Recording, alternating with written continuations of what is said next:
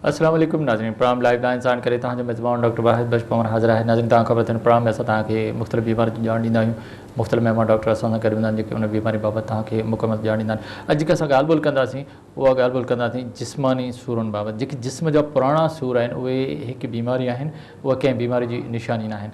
ऐं जेकॾहिं को अक्यूट असां वटि मेडिकल साइंस में ॿिनि क़िस्मनि जूं बीमारियूं या ॿिनि क़िस्मनि जा सूर हूंदा आहिनि। हिकिड़ा क्रॉनिक पेन्स हूंदा आहिनि, ॿिया अक्यूट पेन्स हूंदा आहिनि। जेकॾहिं अक्यूट आहिनि या जल्दी थिया आहिनि ऐं जल्दी ख़तमु थी विया आहिनि त उहो त कंहिं बीमारी जे करे उहो सूरु थी सघे थो, पर जेकॾहिं को पुराणो ऐं दाइमी सूरु आहे त उहो पाण हिकिड़ी इहा बीमारी आहे। त अॼु असां जेका ॻाल्हि ॿोल कंदासीं उहा जीअं चेल जो सूरु आहे या असांजो कुल्हे जो सूरु आहे या मुख़्तलिफ़ जीअं शियाटिका या अर्निक्सा जो सूरु आहे या सॼी टंग में जेको सूरु थो पए, इहे जेके सूर आहिनि इहे काफ़ी अरसो डिघे अरसे ताईं हलंदा रहंदा आहिनि। ऐं या कंध जो सूरु आहे या पुठी जो सूरु आहे या गुरनि जो सूरु आहे, त मुख़्तलिफ़ जेके सूर आहिनि। कॾहिं कॾहिं जीअं मथे में माइग्रेन जो सूरु थींदो आहे या कैंसर बीमारी जे करे सूरु थींदा आहिनि। मुख़्तलिफ़ सूरनि बाबति तव्हांखे ॼाणींदा, पर ख़ासि तौर ते असां चेल जे सूर ते ॻाल्हि ॿोल कंदासीं या जेको शियाटिका जो सूरु आहे टंग जो, उन बाबति ॻाल्हि ॿोल कंदासीं त उहो छो थींदो आहे, उनखे रोकी कीअं सघिजे थो, उनखां बची कीअं सघिजे थो। अक्सर माण्हू शिकायत कंदा आहिनि त मूंखे टंग में सूरु आहे या मूंखे चेल में सूरु आहे। छा असांजो कमकार जो तरीक़ो सही न आहे या कंहिं क़िस्म जी इहा बीमारी आहे, कोई इहो वायरस आहे, बैक्टीरिया आहे, कंहिं धक जे करे इहे सूर थियनि था, छा इहे ठीकु थी सघनि था, छा इन्हनि जो बग़ैर ऑपरेशन जे इलाजु मौजूदु आहे या न, इन्हनि सभिनी शयुनि ते असां ॻाल्हि ॿोल कंदासीं। ऐं तव्हां बि असांजो जेको महिमान असां सां गॾु आहे उन सां कंहिं बि जेकॾहिं कंहिंखे चेल जो सूरु आहे, को गुरे जो सूरु आहे या पुठीअ जो सूरु आहे या मुख़्तलिफ़ क़िस्म जो को कुल्हे जो सूरु आहे त फ़ोन करे असांजे महिमान खां ऐं उन बाबति तव्हां पुछी सघो था।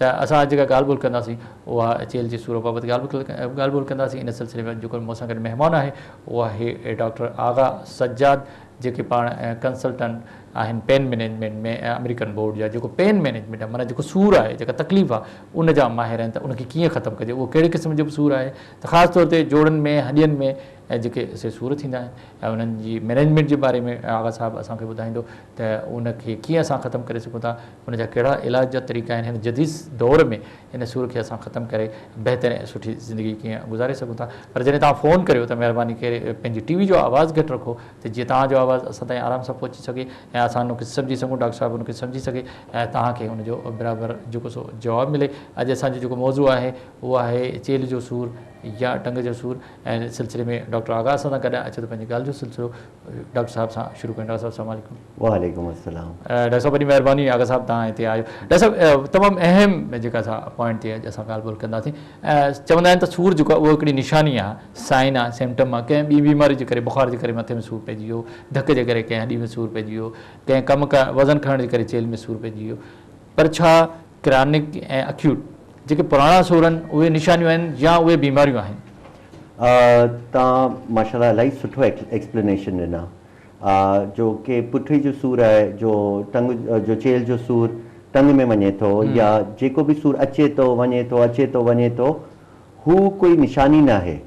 जेको छोटे नंढे अरसे जो सूरु थिए थो हू त बेशक निशानी आहे। अपेंडिक्स जो सूरु थियो, हार्ट अटैक जो सूरु थियो, अगरि हू न थिए त असांखे बीमारी जो कीअं ख़बर पए। सही आहे। पर जो चेल जो सूरु आहे, जो अर्कुनिसा आहे, जो माइग्रेन आहे, जो जोड़नि जो दर्द आहे, ही सूर बज़ात कुल्हे जो सूरु आहे, फ्रोजन शोल्डर आहे, नेक आहे, ही सूर बज़ात ख़ुदि बीमारी आहे। प्रूफ थी वियो आहे, यानी तहक़ीक़ में साबित थी वियो आहे त ही सूर जो लंबे अरसनि जा सूर आहिनि, अचनि था वञनि था, जान नथा छॾनि, माण्हू मफ़लूज अपाहज थी थो वञे। माना इहे पाण हिकिड़ी बीमारी आहिनि। जी हां, इन्हनि जो मुकमल इलाज थियणु घुरिजे, बिल्कुलु तॾहिं उहे ठीकु थी सघंदा। हिकिड़ो कॉलर असां सां गॾु, उनखे ॾिसूं त केरु असां सां गॾु। हेलो, अस्सलाम वालेकुम। वालेकुम सलाम। अदा मां गुलरेन अमोरियानी डिफेंस खां बि ॻाल्हायां। जी मैडम, वॾी महिरबानी। छा पुछंदो डॉक्टर साहिब खां? पुछो जेके पुठियां फणियूं हूंदियूं आहिनि न दा जी, उहे डॉक्टर चवंदा जाम आहिनि। 15 सालनि खां वठी आऊं इलाज बि करायां। कंध में सूरु, गोॾनि में सूरु, मुंहिंजी एॾी एज बि कान्हे ऐं ॾाढी परेशान थी वई आहियां। 42-43 साल मुंहिंजी। न तव्हांजे जो कंध में सूरु आहे त कुल्हनि जे पोयां जेके आहिनि अॼु उन्हनि में सूरु वधीक आहे? हा, कुल्हनि जे पोयां जेके फणियूं थींदियूं आहिनि, हा, डॉक्टर चवनि था उहे जाम आहिनि। कुल्हनि में सूरु, ॿाहुनि में सूरु, गोॾनि में, हिकिड़े गोॾे में सूरु आहे, हिकिड़ी चवनि था त हिकिड़ी नस बि दॿियल आहे मुंहिंजी। अच्छा, तव्हांजी उमिरि घणी आहे मैडम? 42-43 साल। अच्छा, वज़न वधीक आहे घटि आहे? न, वज़न मुंहिंजो पूरो आहे। न वज़न पूरो। ॿी का बीमारी, का शुगर, को ब्लड प्रेशर, अहिड़ी का तकलीफ़? न, ब्लड प्रेशर जो मसलो कोन्हे। अच्छा, पोइ हुनजो तव्हां इलाज करायो, हुन मां को फ़ाइदो मिलियो तव्हांखे? न दा हिते आहे गुलशन में CO clinic doctor Khan Shah. हाँ खान शाह जी डॉक्टर क्लिनिक जी जी उते उन ॾाढो इलाज करायो पर मूंखे को फ़ाइदो कोन पहुतो। हाँ तव्हां डॉक्टर साहब खां छा था पुछणु चाहियो त हिन सूर जो ख़ात्मो कीअं करे सघिजे इहो पुछणु चाहियो कीअं ख़ात्मो कयां ॾाढी परेशान थी आहियां मुंहिंजे चवंदा हिकिड़े उल्टे लेफ्ट जे साइड जो रग जेका दबियल आहे तो उनके बारे में पूछूं।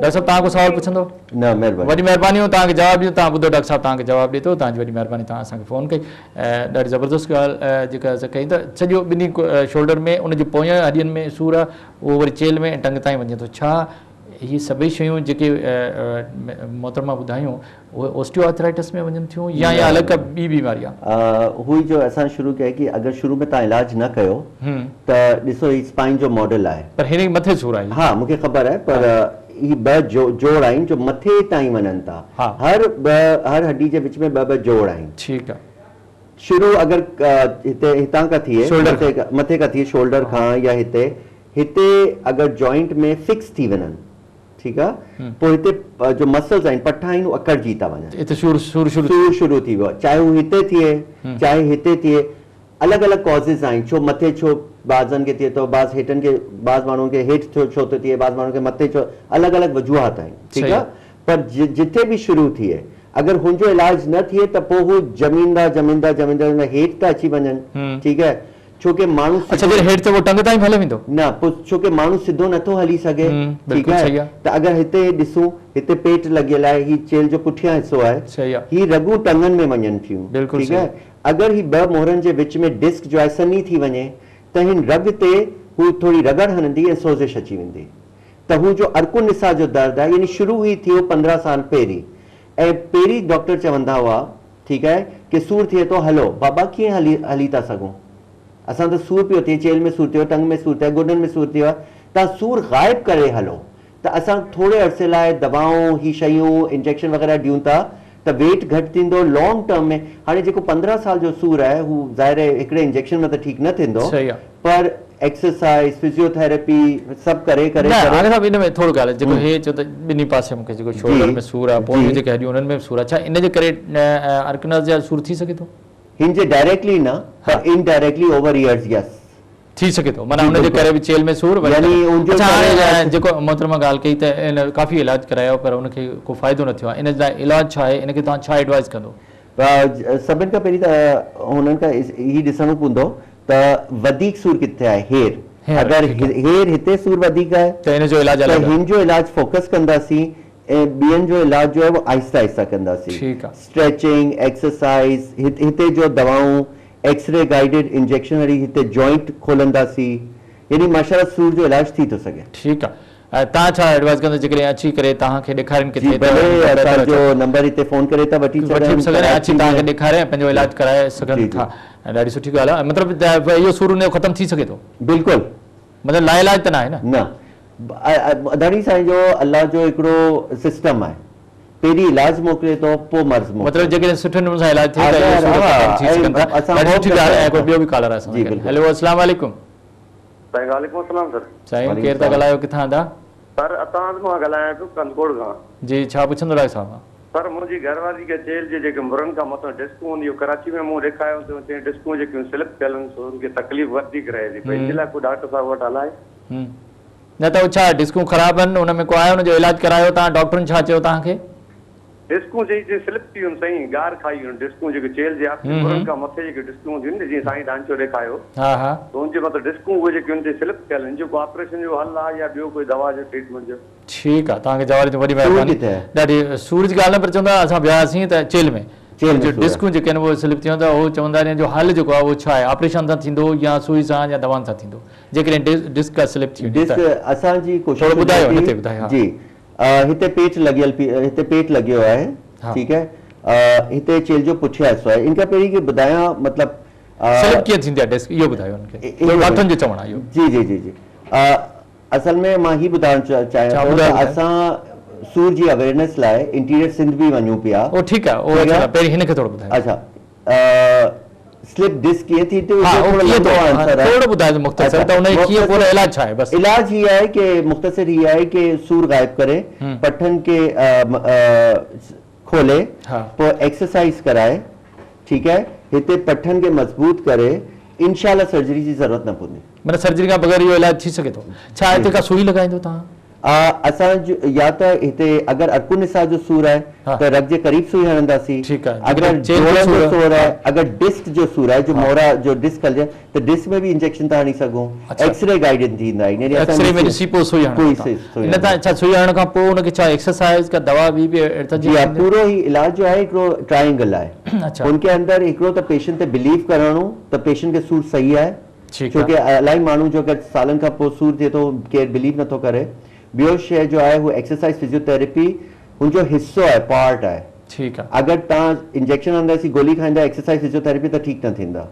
त बिहेवियरल थेरेपी यानी psychological therapy, physiotherapy and pain management, हिनका रिजल्ट्स अलॻि। अच्छा, हाणे ॿ शयूं हुन में अचनि थियूं। जॾहिं तव्हां बि ॻाल्हि कई सघो त भई जॾहिं पेन मौजूदु आहे त हू कीअं हलंदो, जॾहिं पेन मौजूदु आहे त उहो एक्सरसाइज कीअं कंदो।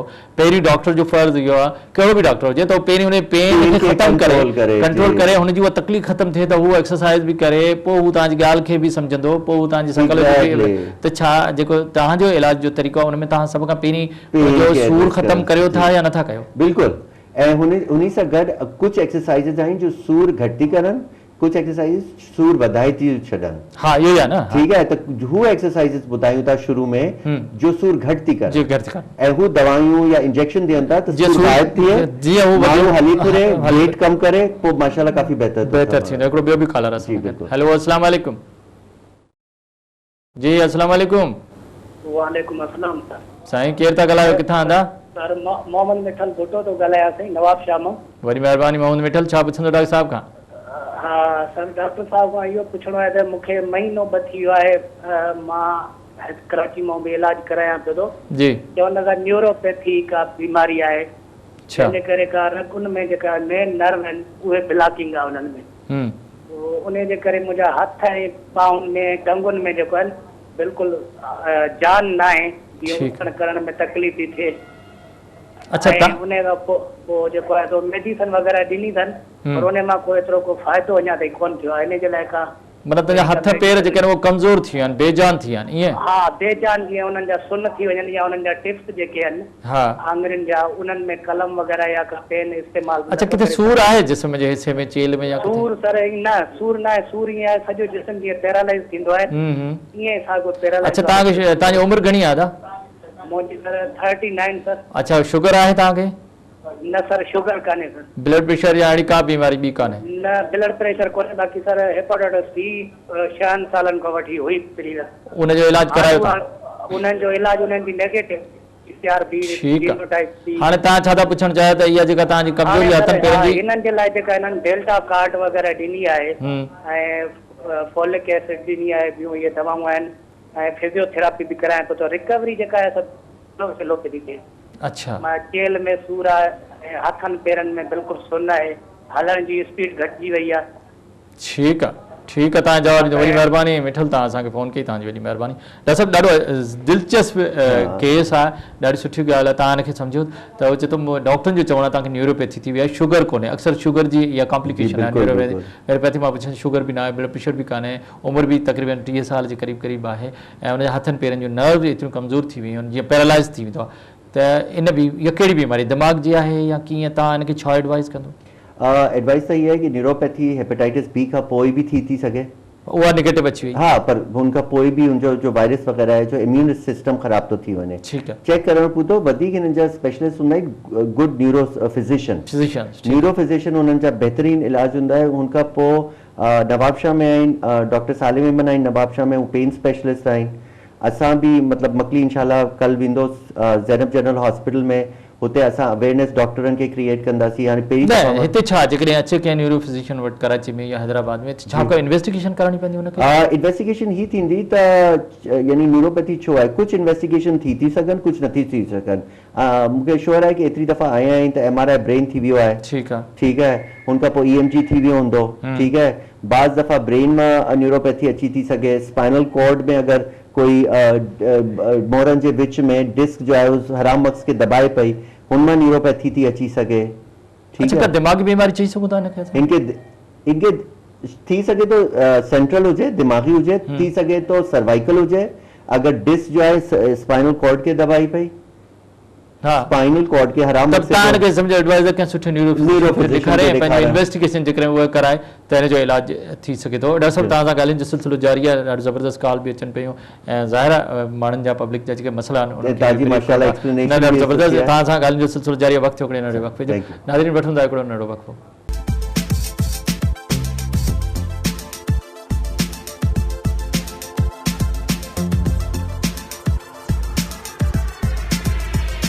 वेलकम बैक नाज़रीन, अचो पंहिंजे ॻाल्हियुनि जो सिलसिलो ॿीहर डॉक्टर आगा सजाद सां शुरू करियूं। अॼु असां जेको सो जिस्मानी सूर बाबति ॻाल्हि ॿोल करां, तव्हां बि फ़ोन करे को बि सवाल डॉक्टर साहब खां पुछी सघो। मुख़्तलिफ़ क़िस्म जा सूर थींदा आहिनि गोॾनि में, चेल में, उन ते डॉक्टर साहब ॾाढो सुहिणे नमूने सां ऐं उन्हनि बीमारियुनि बाबति तव्हांखे ॼाण ॾेई रहियो आहे। ऐं डॉक्टर साहब तव्हां सां ॻाल्हाइण पहिरीं हिकिड़ो कॉलर उनखे बि शामिलु कयूं था। हेलो, अस्सलाम वालेकुम। वालेकुम अस्सलाम। जी साईं, केरु था ॻाल्हायो, किथां? मां गुलाम हुसैन ॻाल्हायां पियो मोरे मां। वॾी महिरबानी गुलाम हुसैन, तव्हां असांखे फ़ोन कई, डॉक्टर आगा असां सां गॾु। छा पुछंदो डॉक्टर साहब खां? जी मूंखे काफ़ी इहो 2 साल खनि थिया आहिनि, चेल में सूर आहे जी। ऐं जॾहिं मां वॉक कयां को 10 मिंट खनि या 15 मिंट त चेल वठी वई। सही आहे। तव्हां कोई इलाजु करायो आहे, कंहिं डॉक्टर वटि वियो? जी जी, डॉक्टर खे ॾेखारियो आहे, टेबलेट वग़ैरह वरितियूं आहिनि पर अञा आराम कोन थो अचे। अच्छा, ॿी का तकलीफ़, का ॿी बीमारी आहे तव्हांखे? हा, शुगर आहे। शुगर आहे, उनजो इलाजु करायो पिया? जी जी, उनजो इलाजु थिए पियो थो। अच्छा, कमकार छा कंदा आहियो? जी, मां टीचर आहियां। चलो ठीकु आहे, माना वेहण जो कमु वधीक आहे? न वेहण न, पोइ केॾी महिल जेकर पढ़ाइणो पइजी थो वञे त बीहे बि थो। न सही आहे, सही आहे। ॿी का तकलीफ़ कोन्हे। डॉक्टर छा था चवनि त इहो सूर छॾे वेंदो? जी ठीकु आहे, डॉक्टर साहब खे चवंदा तव्हांखे जवाब ॾितो। वॾी महिरबानी तव्हां असांखे फ़ोन कयो। डॉक्टर साहब हाणे जेका कॉल आई असांखे, टिपिकल सूर आहे। हा, इन सूर खे कीअं ख़तमु कजे? हाणे ॾिसो न, टीचर आहे, पढ़ाए बि थो, पर जॾहिं वॉक करे थो, जॾहिं हले थो त सूर अञा वधीक थो थी वञे, बिल्कुलु हुनजी चेल जेका उहा जाम थी वञे। ठीकु आहे। सभिनि खां कॉमन जेको ही सूर ॿुधाइनि पिया, उहो असल में हिकिड़ो वॾो जोड़ थिए थो। ही चेल जो सूर आहे, पर ही स्पाइन में न पियो अचे, ही स्पाइन खां हेठि पियो अचे। हिनखे चवंदा आहिनि SI जॉइंट। ही जोड़ आहे। ठीकु आहे। ही वॾो कॉमन थींदो आहे। एग्ज़ामिनेशन में ख़बर पवंदी। अगरि असां हिते दबायूं ऐं माण्हू चए हिन खां पोइ स्पेज़म थो थी वञे हलण जे करे या कोई पोज़ीशन जे करे, चॉक पिया खणनि या कुझु पिया खणनि, हू जाम थी पर घणो करे जॾहिं मां वॉक कंदो आहियां त वधीक तकलीफ़ थी। हा, त हू जाम थी वियो आहे न हू हिसो। हा, ठीकु आहे। असल डायग्नोसिस त पेशेंट ॾिसी थींदो, पर इन लाइ तव्हां छा हिनखे एडवाइस कंदा? अगरि ही SI जॉइंट आहे त इलाही सवलो इलाजु आहे। तमामु सुठो इलाजु आहे। सुन करे हिकिड़ो SI जॉइंट इंजेक्शन हणंदा। अच्छा, हिते जोड़ में इंजेक्शन हणंदा, स्पाइन में न, जोड़ में। ठीकु आहे। ऐं हुन सां ही जॉइंट खुली वेंदो। पोइ वॉक करे ऐं ख़ासि स्ट्रेचिंग फिजियोथेरेपी, हर क़िस्म जी न। अच्छा, स्ट्रेचिंग फिजियोथेरेपी करे त ही जोड़ खे जेतिरो हलाईंदासीं ओतिरी लुब्रिकेशन ईंदी, ओतिरी चिकनाहट ईंदी। ठीकु आहे। त इंशाल्लाह इहा हिकिड़ो इंजेक्शन या बाज़ दफ़ा पर पहिरीं तशख़ीस थींदी। मरीज़ खे जेसि ताईं ॾिसूं न, हू मुश्किल आहे, पर ही लॻे पियो। हा, मतिलबु जे गुलाम साहब तव्हां ॻाल्हि सम्झी वेंदो, जेकॾहिं सुठे कंहिं डॉक्टर खे ॾेखारे तव्हां उनजी सुई हणाईंदो ऐं उनजो मुकमल इलाजु कराईंदो त इहो सूर तव्हांजो बिल्कुलु ख़तमु थी सघंदो। डॉक्टर साहब जी इहो एडवाइस आहे। हिकिड़ो ॿियो बि कॉलर असां सां गॾु। हेलो, अस्सलाम वालेकुम। हेलो, अस्सलाम वालेकुम। वालेकुम अस्सलाम। साईं, केरु था ॻाल्हायो, किथां मुंहिंजा भाउ? रियाज़ अहमद लाखो पियो ॻाल्हायां, घोटकी खां। वॾी महिरबानी हो रियाज़, तव्हां असांखे फ़ोन कई। छा पुछंदो डॉक्टर साहब खां? डॉक्टर साहब मूंखे 2-3 साल थी विया आहिनि। डॉक्टर साहब को इहो सुवालु पुछिणो आहे। मूंखे चेल खां हेठि थोरो जेको आहे दर्द रहे थो पियो, तक़रीबन 2-3 साल थी विया आहिनि। ट्रीटमेंट हलायां थो त दर्द छॾे वञे थो, ट्रीटमेंट जंहिंमहिल ख़तमु कयां थो दर्द शुरू थी वेंदो। मां वेहां थो। जी, हिकिड़ो सवाल आहे, ट्रीटमेंट छा सिर्फ़ु दवाऊं खाइण जूं आहिनि या सुई वग़ैरह लॻंदी आहे? न, सुइयूं डॉक्टर साहब कुझु ॾिनियूं, 5 सुइयूं हयायूं, उन खां पोइ थोरो दर्द घटि थियो। वरी ट्रीटमेंट ॾिनई 1.5-2 महीननि जी, सकर खां आहे। ठीकु आहे, ज़ुल्फ़कार शुगर खां। अच्छा, हाणे ट्रीटमेंट ख़तमु थी वई आहे, पर दर्द नथो छॾे मूंखे। मां वेहां थो कलाक ॾेढ पंहिंजे आहे, उथां थो त पोइ तकलीफ़ थिए पई ॾाढी। अच्छा, कमु छा कंदा आहियो मुंहिंजा भाउ? मां क्लार्क आहियां। ठीकु आहे, माना घणो हलण फिरण जो कमु न पिया कयो? न, वेहण कजो, पर वेह खां पोइ ॾाढो दर्द थिए। ठीकु आहे। ॿी का शुगर या कोई ब्लड प्रेशर अहिड़ी बीमारी त कान्हे? न, अलाह ख़ैर कयो। अच्छा, वॉक कंदा आहियो शाम जो? वाट डॉक्टर झलियो त चई को आराम जेतिरो थी सघे आराम कर, आराम कंदे कंदे कंदे पर माना।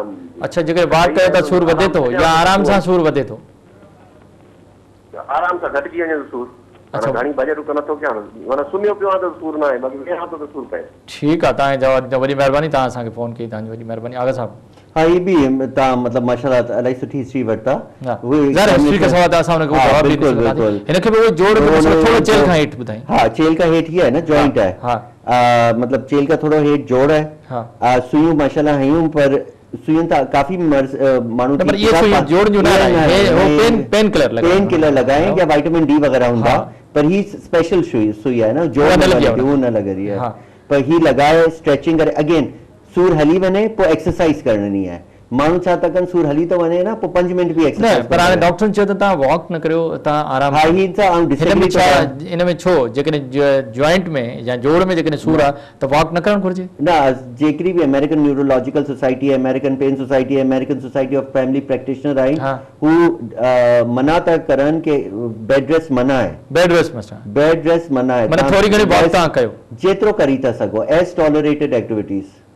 अगर तव्हां 10 मिनट भी हली था सघो, जेतिरो भी सूर हुजे, अगर तव्हां बाथरूम तक वञी सघो था त बाथरूम ताईं वञो, रेस्ट न कयो, छोकि अगर रेस्ट कंदासीं त सॼा जॉइंट वग़ैरह ऐं पठा वग़ैरह जाम थी वेंदा। तव्हां छा एडवाइस कंदो?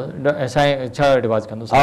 ही एडवाइस कंदासीं पहिरीं त डायग्नोसिस कराइनि, सुठे डॉक्टर खे दिखाइनि, गोरियूं खाए, किसी सुठे फिजियोथेरेपिस्ट का। फिजियोथेरेपिस्ट डॉक्टर हर डिफरेंट अप्रोच हूंदी आहे, ठीकु है। अगर स्ट्रेचिंग कराइनि बैक जी, हू भी किसी इंशाल्लाह प्रोग्राम में ॿुधाईंदासीं, के प्रोग्राम में ॿुधाईंदासीं, त हू ठीक थी वेंदा। अगर स्ट्रेंथनिंग कराई यानी वर्जिश कराई, शुरू में सूर हुजे त हू ख़राब थी वेंदो सूर। त हिन लाइ चयनि त पेन ऐं एक्सरसाइज यानी ख़बर हुजे त कहिड़ी एक्सरसाइज करियूं, रेस्ट न कयूं, छा पोजीशन करियूं, झुकी वज़न न खयूं, बिस्तर खां सिधो। अच्छा, मूंखे थोरो ॿुधायो, हाणे कॉलर ईंदा उन्हनि सां बि ॻाल्हाईंदे। हिकिड़ो अहम सुवाल आहे त जेको चेल जो सूर आहे, उनजो को ख़ासि सबबु कहिड़ो आहे? कहिड़ा सबबनि जो इहो थिए थो? कॾहिं नौजवाननि में बि आहे, कॾहिं वॾी उमिरि जे माण्हुनि में बि आहे। 15 साल जा मरीज़ आहिनि, हर को निसा वटि मूं वटि। हा, त सबबु कहिड़ो आहे? रीज़न ख़ासि छा? को वायरस आहे, को बैक्टीरिया आहे, धक थो लॻे, छा थो थिए? टे रीज़न्स आहिनि जो हुनमें मोर कॉमन आहे, वधीक थो थिए। कहिड़ा? हिकिड़ो त जेनेटिक यानी तव्हां मरूसी थिए थो, ठीकु आहे। हिकिड़ो सिगरेट स्मोकिंग, हुननि में वधीक कॉमन थिए थो। सही आहे। ऐं हिकिड़ो अगरि कॉन्स्टेंटली तव्हांजो कमु हो हेठि झुकी मथे कोई शइ खणण जो, ठीकु आहे, झुकी शइ न खणणी, या त पंहिंजे गोॾनि सां खणो, ठीकु आहे, या त पोजीशन बहितर करे खणो, लंबोसेक्रल बेल्ट पाइप कोई शइ खणो। यानी माण्हू चए थो झुकी वेंदो, छा हिकिड़ी दफ़ा डिस्क हिली त पोइ त सूर में अचे थो वञे थो। हिकु दफ़ा डिस्क हिली वञे त ॿीहर ठीकु नथी थी सघे? न, क्योर न आहे। माण्हू नॉर्मल ज़िंदगी ट्रीटमेंट सां गुज़ारे थो सघे, पोइ भले सर्जरी करायो, अगरि ख़राब सूर हो सर्जरी करायो, इंजेक्शन हणायो, क्योर न आहे। इंजेक्शन सां 2 इंजेक्शन सां 2 साल 5 साल आराम अची वेंदो, पोइ इंजेक्शन हणायो। अगर इंजेक्शन थोरो मां हिन पासे वेंदुसि, जेके असांजो ॿाहिरि में या हिते बि शहरनि में औरतूं अक्सर झुकी करे कमु कंदियूं आहिनि, मतलब जेको बि कमकार आहे या ॿियनि ॿारनि में कमु कनि थियूं, त औरतुनि खे इहा वधीक तकलीफ़ थिए थी, त उन्हनि जे लाइ तव्हां छा एडवाइस कंदा? न, मतिलबु झुकी वज़न न खणणो आहे, यानी वेही था सघनि, सभु कुझु था करे सघनि, झुकी करे ईअं वज़न न खणनि। अच्छा, हाँ, यानी फुल बेंड करे कोई वेट न लिफ्ट, जेको वज़न खणणो आहे उहो चेल ते वधीक असर अंदाज़, पर झुकी करे कमु करण जो घटि असर आहे। हाँ, यानी झुकी करे तो अच्छा, ऐं हू बि जेनेटिक आहे न, बाज़न में थिए तो मरूसी आहे, बाज़न में थिए तो बाज़न में। हिकिड़ो असां कॉलर उन खे शामिल कयूं। हेलो, अस्सलाम वालेकुम। वालेकुम सलाम सर, मां सखर मां अताउल्ला लाखो थो ॻाल्हायां। वॾी महिरबानी अताउल्ला, छा पुछंदो डॉक्टर साहब खां? हा सर, डॉक्टर साहब खां मां डायबिटिक पेशेंट आहियां, गुज़िरियल 8 सालनि खां। ठीकु आहे सर? डायबिटिक पेशेंट आहियो 8 सालनि खां? जी जी जी। ऐं 50 साल उमिरि आहे मुंहिंजी। जी। डॉक्टर साहब खां इहो पुछणो आहे त असांजी हाणे वीकनेस थिए थी आस्ते आस्ते, डे बाय डे। ठीकु आहे। जेके मल्टीविटामिन्स गोरियूं आहिनि, इनजे खाइण जा साइड इफेक्ट्स आहिनि, या को कंटिन्यू खाइण घुरिजनि या न घुरिजनि, या केतिरो वक़्तु खाइजे या छॾे ॾिजे, या इन खां अलावा थोरी वीकनेस लाइ ॿी कहिड़ी दवा खाइजे? ठीकु आहे। तव्हां शुगर जो इलाजु मुकमल सही तरीक़े सां दवा खाओ था? हा सर, वाक कंदा आहियूं तक़रीबन हफ़्ते में 5 ॾींहं, ऐं जेका डॉक्टर सां जेके 15 ॾींहं कंसल्ट में हूंदा आहियूं, 15 ॾींहं महीने में। ॿी का तकलीफ़ त कोन्हे न तव्हांखे? सर बसि जंहिं महिल वाक कंदा आहियूं थोरी वीकनेस महसूस कंदा आहियूं, पोइ डॉक्टर लिखी ॾींदा मल्टीविटामिन, जेका मां न खाईंदो, हाणे शुरू कई आहे तक़रीबन 10-12 ॾींहं थी विया। ठीकु आहे। इन में साइड इफेक्ट्स की आहिनि या कंटिन्यू बिल्कुलु तव्हां जवाबु ॾींदा, वॾी महिरबानी, तव्हां ॾाढो ज़बरदस्त सुठो सवाल कयो, तव्हांखे हिनजो जवाबु ॾींदो, वॾी महिरबानी। डॉक्टर साहब तमामु अहम सुवाल आहे, जॾहिं शुगर हूंदी आहे त न्यूरोपैथी ज़रूरु थींदी आहे, नर्वस सिस्टम ज़रूरु वीक थींदो आहे, छो त शुगर असांजे जिस्म जे हर सेल खे डैमेज कंदी आहे। ऐं त जॾहिं हीअ चए थो हाणे मां इलाजु त शुगर जो कंप्लीट जीअं डॉक्टर एडवाइस कयो मां वठां थो, हाणे मूंखे कमज़ोरी वीकनेस थिए पई, माना मुंहिंजो नर्वस सिस्टम कमज़ोर पियो थिए, त मां छा जेके मल्टी विटामिन्स दवाऊं आहिनि या विटामिन बी आहे उनखे जेकॾहिं वठां थो त उहे मुंहिंजे लाइ बहितर आहिनि, छा उहे मुंहिंजी कमज़ोरी घटि, छा उनजा के साइड इफेक्ट आहिनि, या इन खां बहितर ॿी का दवा आहे? सभिनि खां महिरबानी तव्हांजे सवाल जो। सभिनि खां बहितर त शइ आहे डायबिटीज़ कंट्रोल जो ई करनि पिया ऐं मिक्स डाइट, ठीकु आहे। ऐं डायबिटीज़ वग़ैरह बि आहे, मुंहिंजो पंहिंजो ख़्यालु आहे कि मल्टीवाइटामिन में फ़ाइदा आहिनि अगरि पूरे गिलास पाणी सां माण्हू पीए, छो कि बाज़ दफ़ा अगर पानी न पिए तो किडनी वगैरह में एक्यूमुलेट थी सघनि। मतलब कोई साइड इफेक्ट उनजो फ़ाइदो ई फ़ाइदो आहे। बी कॉम्प्लेक्स माण्हू हिते ज़रूरत खां वधीक था वठनि ऐं कोई भी शइ एक्सेस में बुरी आहे। अगर हिकिड़ो रेगुलर डेली मेंटेनेंस डोज वठनि त पोइ सही आहे। असां बी कॉम्प्लेक्स जा ब्लड टेस्ट करायूं था ऐं नॉर्मल अगर 500 हुजणु खपे त माण्हू जा 2-2 हज़ार पिया अचनि रिज़ल्ट, हाणे हू ख़राबु आहे। I mean anything in excess is न, पर हिकिड़ी त ॻाल्हि त ॾिसो न, जेका न्यूरोपैथी आहे उहा शुगर जी कॉम्प्लिकेशन त आहे। हाँ, न्यूरोपैथिक शुगर जी कॉम्प्लिकेशन है, उनजो इलाज है शुगर कंट्रोल, वो आहे उन सां गॾु मल्टीविटामिन एज सच शो न कई है के भी स्टडी में कि बी कॉम्प्लेक्स या मल्टीविटामिन तव्हांजी न्यूरोपैथी के घटि कंदी। न त पोइ हाणे इनखे छा करणु घुरिजे पंहिंजी कमज़ोरी खे घटाइण लाइ? इनकी कमज़ोरी खे घटाइण लाइ सभिनि खां मिक्स डाइट, मल्टीविटामिन्स, एक्सरसाइज, ठीकु है। ऐं ही जेको साउंड पे करे आई डोंट नो, मुझे खबर ना है, पर एक sound of like you know मुझे ही भी थी वियो आहे, ही भी थी वियो आहे, थोड़ो डिप्रेसिव एलिमेंट आहे, त हुननि खे थोड़ो ज़रूरी न है कि हर कोई गोरियूं खाए या सब कुछ करे, हुन सां ॻाल्हि करे काउंसलिंग करे। तव्हां सम्झो त विटामिन वठे थो ऐं जेके बि ताक़त दवा उहे हुन जे लाइ बहितर आहिनि, पंहिंजी ग़िज़ा खे पंहिंजे ग़िज़ा खे बहितर रखे ऐं हुन सां गॾु शुगर खे कंट्रोल रखे। हिकिड़ो ॿियो बि कॉलर आहे। जी जी बिल्कुलु। हेलो, अस्सलाम वालेकुम। अस्सलाम वालेकुम। वालेकुम अस्सलाम। भाई सोनो खान कोराई उल्टी खां। वॾी महिरबानी सोनो खान, तव्हां असांखे फोन कई। डॉक्टर साहब असां सां गॾु छा पुछंदो? सर मूंखे टेल में सूर आहे जी। 4 साल थिया आहिनि। हा, तो इलाज वग़ैरह भी थोरो सको करायो आहे, हाणे सूर छॾे कोन थो। अच्छा, कमकार छा कंदा आहियो सोनो खान? सूर आहे। सोनो खान कमकार कहिड़ो कंदो आहीं? सर उस्ताद आहियां मां। जी, टीचर आहियां। कमकार कंदा आहियो कुझु? जी सर, मां उस्ताद आहियां। ठीक है। अच्छा, का उस्ताद हैं, टीचर है। अच्छा, का बी बीमारी आहे का? शुगर को, ब्लड प्रेशर अहिड़ी का बीमारी आहे? न सर, न 50 साल मुंहिंजी उमिरि आहे, ॿी बीमारी कोन आहे। ठीक आहे। सूर बि आहे, चेल में घणो सूर आहे। चेल में घणो का? वॉक जॾहिं कंदा आहियो, जॾहिं तव्हां वॉक कंदा आहियो तॾहिं वधंदो आहे या ईअं ई सूर रहे थो? सर ईअं सूर आहे, वॉक सां कुझु घटि थी वेंदो आहे, पर वरी सूर जेको आहे उहो छॾे कोन थो। ठीक आहे। तव्हां कंहिं डॉक्टर खां इलाज करायो हूंदो त लोकल डॉक्टरनि खां?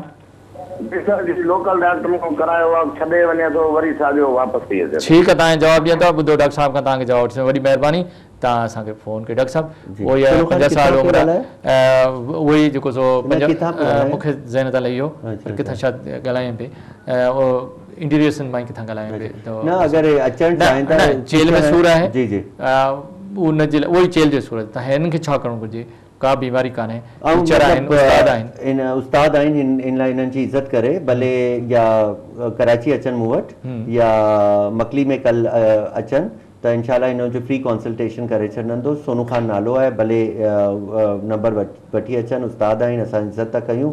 न, हिनखे छा करणु घुरिजे? अची का इन्वेस्टिगेशन कराइणी पवंदी? मतिलबु ही सभु जॉइंट पेन पिया लॻनि, हा, पर एग्जैक्टली पिन पॉइंट करे तशख़ीस करे उनखे ॿुधाए कि ही तव्हांजो इलाज है, इलाही आसान थी थो वञे।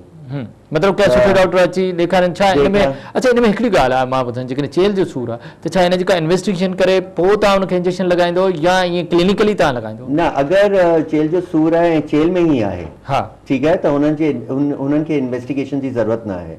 अगर अरकुन हिस्सा है, चेल जो सूर जो है वो टंगन में वञे पियो त MRI लाज़मी थिए थो। अच्छा, पोइ लाज़मी आहे? जी हाँ, MRI हिन लाइ लाज़मी न थिए थो त डायग्नोसिस ख़बर पए, पर हिन लाइ लाज़मी थिए थो त TB त न आहे, ख़ुदा न ख़ास्ता कोई ट्यूमर त न आहे, हिन लाइ ज़रूरी थिए थो। न, हुन में इहा बि ख़बर कान्हे डिस्क वग़ैरह डैमेज त न आहे? पर डिस्क वग़ैरह जो सूर सां कोई ताल्लुक़ न आहे। पहिरीं ज़माने में चवंदा हुआ कि डिस्क जे दॿाइण सां सूर थिए थो, पर डिस्क जे दॿाइण सां सूर नथो थिए। पोइ सूर किथां थो अचे? डिस्क जो है केमिकल कुछ फ्लूइड्स कुछ मवाद थ्रो थी करे त रग में सोजिश थी अची वने, ठीक है, यानी कि रग अगर टंग में वने पई, ठीक है, त डिस्क हितां ईंदी ऐं थोड़ा सा चिकनी शेप उछलाईंदी उते अपना रग ते, हिन लाइ असांखे ख़बर पई त बाज़ दफ़ा डिस्क हिकिड़े लेवल ते हूंदी आहे, सू ॿिए लेवल ते हूंदो आहे। अच्छा, त हू डिस्क जो उछलाए पई वो ॿिए तरफ़ हली थो वञे या हेठि हली थो वञे, त असांखे ख़बर पई आहे त ही जो आहे रिसर्च में आहे, पोस्टमार्टम स्टडी थींदियूं आहिनि, एनिमल स्टडी थींदियूं आहिनि, त ही ख़बर पई आहे त ही जो केमिकल्स आहे हू सोजिश थो करे, वरम थो करे, हुनजी वजह उन जे करे जेको सो नर्व में पेन अचे थो ऐं जेको चेल जो सूर डिस्क जे दबाण सां अक्सर मतिलबु जेकॾहिं उसा सोनो खान सुठे नमूने सां किथे इलाज कराए त हिन जो चेल जो सूर ख़तम थी सघे इंशाअल्लाह। इंशाअल्लाह। हिकिड़ो ॿियो बि कॉलर असां सां गॾु। हेलो, अस्सलाम वालेकुम। वालेकुम सलाम। साईं केरु था ॻाल्हायो, किथां? सर इमरान मार पियो ॻाल्हायां, साले पटका सखर ज़िले मां। साले पटका। इमरान, वॾी महिरबानी, थोरो ज़ोर सां ॻाल्हायो, छा पुछंदो? सर मूंखे 8 साल खनि थी विया आहिनि, मां डिप्रेशन में मरीज़ थी वियो आहियां। अच्छा, ब्लड प्रेशर जा मरीज़ आहियो? डिप्रेशन जो, अच्छा ठीकु आहे। हलायो, शायदि कॉल ड्रॉप थी वई। अच्छा, डिप्रेशन ते हाणे अचो था, थोरो जिक्र छा डिप्रेशन जे करे के सूर थींदा आहिनि? हा, अदा मूंखे हिकिड़ो 2 मिंट ॾिजो। हा, जो ही साले खान साहब जो साले पट खां पे कर। हा, ही जेको मरीज़ चई ही इलाही सुठी शइ जेको तव्हां बि पुछो पिया, डिप्रेशन। हा, चेल जो सूर अर्कुन निसा लखनि लखनि माण्हुनि खे आहे, ठीकु आहे, हू इलाज भी कराइनि था, पंहिंजो घर भी विकिणी जो आहे ऑपरेशन कराइनि था, सभु कुझु कराइनि था, ऐं चेल जो सूर अर्कुन निसा नथो वञे। पोइ अगरि हिकिड़ो जवान माण्हू हुजे 20 साल जो, 30 साल जो, 40 साल जो, अगरि हू ॿाहिरि न वञी सघे, कमनि ते न वञी सघे, घर ॿारनि खां कुझु कमु नथो करे सघे, हू वेही लेटी लेटी लेटी लेटी डिप्रेशन जो मरीज़ थी थो वञे। ही इलाही कॉमन आहे, इहो कॉमन थी वियो आहे, इलाही कॉमन आहे। 3 लख अमेरिकन्स हिन वक़्तु कंप्लीटली बिल्कुलु मफलूज आहिनि, अपाहज आहिनि, डिप्रेशन में आहिनि, डिवोर्स थी वई आहे, ॿियनि शादी ख़तम थी वई आहे। अच्छा, न मुंहिंजो थोरो सवाल आहे, सही आहे, इहो त थियो न सूर जे करे डिप्रेशन, पर छा डिप्रेशन बीमारी जे करे कुझु सूर थींदा आहिनि? इलाही घटि था थियनि। अच्छा, जेके बि सूर तव्हां ॿुधायो, जिते असां जीअं फेरोज़न शोल्डर आहे उनजो सूर आहे, या हुन खां असां नेक जो पेन जी ॻाल्हि था करियूं, या कैंसर जी बीमारी में सूर थिए थो, या मिग्रेन जो पेन आहे, छा इन्हनि सभिनी जो इलाज मौजूदु आहे? हा, सभिनी जो इलाज मौजूदु आहे। 95% माशाल्लाह ठीकु था थी वञनि, बाक़ी 100% नथा ठीक थी वञनि, छोकी 100% सिर्फ़ु अल्लाह गारंटी तो ॾेई सघे, पर हिननि जो डायग्नोसिस आहे, हिननि जी इलाज आहे, माशाल्लाह सभु ठीक था थी वञनि, सभु ठीक थी सघनि था। मतलब जेकॾहिं प्रॉपर तरीक़े सां कंहिं सुठे डॉक्टर खे ॾेखारे जो इलाज जो जेको जेके में मां हे पेन जिन जो ज़िक्र कयो, तव्हां छा था सम्झो इहे सिर्फ़ु सर्जरी जा वेंदा आहिनि या 90% दवाउनि जे करे ठीक थी वेंदा? 95% जो कि नई फील्ड निकिली आहे पेन मैनेजमेंट, ऐं पाकिस्तान में माशाल्लाह वधे पई, 90-95% जो आहे उन्हनि सां ई ठीक थींदा आहिनि। जीअं तव्हांखे अगरि हार्ट जी दिलि जी बीमारी हुजे, तव्हां हार्ट डॉक्टर खे ॾेखारियो था, अगरि तव्हांखे सूर जी बीमारी आहे त सूर जे डॉक्टर खे ॾेखारियो। बिल्कुलु ठीकु आहे, टाइम ख़तम थी वियो, तव्हां ॿुधायो मैसेज छा हूंदो, तव्हांजो पैगाम छा हूंदो? जल्दी सूर जो इलाज करायो, उनके पालियो ना, छोकि हिकिड़ो सूर जो आहे तव्हांखे अपाहज मफलूज थो करे सघे। वॾी महिरबानी डॉक्टर आगाज़ सजा, तव्हां असां वटि आया, तव्हांजी वॾी महिरबानी। नाज़रीन, डॉक्टर आगाज़ सजा असां सां गॾु जेको असांखे मुख़्तलिफ़ जिस्म जे सूरनि बाबति ॼाण ॾिए, ॾाढी ज़बरदस्त ॻाल्हि कयो। जंहिं क़िस्म जो सूर हुजे या तकलीफ़ हुजे त उनजो फ़ौरन इलाज करायो, उनखे वधणु न ॾियो। जेकॾहिं उहो वधी वेंदो त उहो असांजे जिस्म खे डैमेज बि करे सघे थो, असांखे आबाद बि करे सघे। डॉक्टर साहब जिन्हनि ॻाल्हियुनि ते असां अमल कयो था, असां बहितर ऐं सुठी ज़िंदगी गुज़ारे सघूं था। इन ते प्रोग्राम लाइव लाइन जो वक़्तु पूरो थियो। पंहिंजे मेज़बान डॉक्टर वाहिद बख्श पंवर खे इजाज़त ॾींदा। अल्लाह हाफ़िज़।